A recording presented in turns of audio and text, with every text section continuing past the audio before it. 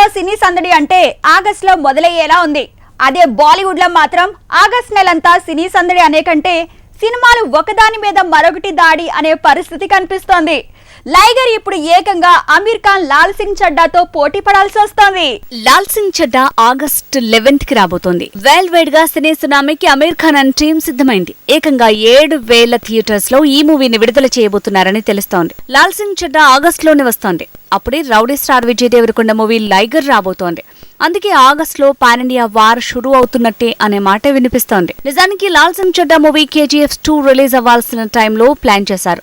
ఆ మధ్య ఈ సినిమాతో పోటీ పడాల్సి రావటం విషయంలో KGF టీమ్ కి కూడా సారీ చెప్పాడు అమీర్ ఖాన్.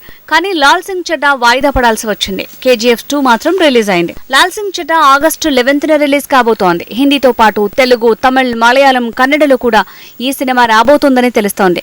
ప్రపంచవ్యాప్తంగా 7,000 థియేటర్స్ లో రిలీజ్ అంటే ఇదో పెద్ద రికార్డ్ క్రియేట్ చేసేలా ఉందంటున్నారు. నిజానికి బాక్స్ ఆఫీస్ ని కుదిపేసే సినిమా సీన్ లో ఉంటే అదే సీజన్ లో మరే మూవీ వచ్చిన సీన్ రివర్స్ అవుతుందంటున్నారు.